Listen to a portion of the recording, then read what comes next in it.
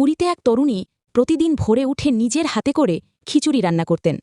তারপর সে খিচুড়ি কাপড়ে জড়িয়ে হাঁটতে হাঁটতে বেরিয়ে পড়তেন জগন্নাথ মন্দিরের দিকে। কিন্তু মন্দিরে পৌঁছানোর আগেই এক সন্ন্যাসীর মতো চেহারার লোক রোজ এসে দাঁড়াত তার সামনে। মা, আজ আমি খুব ক্ষুধার্ত, তোমার রান্না খেতে পারি? তরুণী এক মুহূর্তের ভাবতেন না, নিঃসংকোচে নিজের হাতে রান্না করা ভোগখানা তার হাতে তুলে দিতেন। খাও বাবা, এটা তোমার জন্যই তো বানানো। এই কথা বলে শান্ত মুখে পথ ঘুরে বাড়ি ফিরে যেতেন। এইভাবে প্রতিদিন চলতে থাকল। একদিন মন্দিরের এক পুরোহিত তাকে বললেন, তুমি প্রতিদিন আসো, কিন্তু কোনোদিনই ভোগ মন্দিরে পৌঁছায় না, তাহলে এতটা কষ্ট কেন করো? তরুণী মৃদু হেসে বললেন, আমি তো জগন্নাথকেই খাওয়াই, তিনি তো প্রতিদিন সেই সন্ন্যাসীর রূপে আমার সামনে আসেন। পুরোহিত অবাক হলেন। চোখে অবিশ্বাস থাকলেও মনে বিশ্বাসের স্পর্শ লাগল।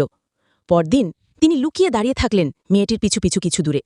সত্যিই দেখা গেল সেই অদ্ভুত সন্ন্যাসী আসলেন, ভক্তিভরে বললেন,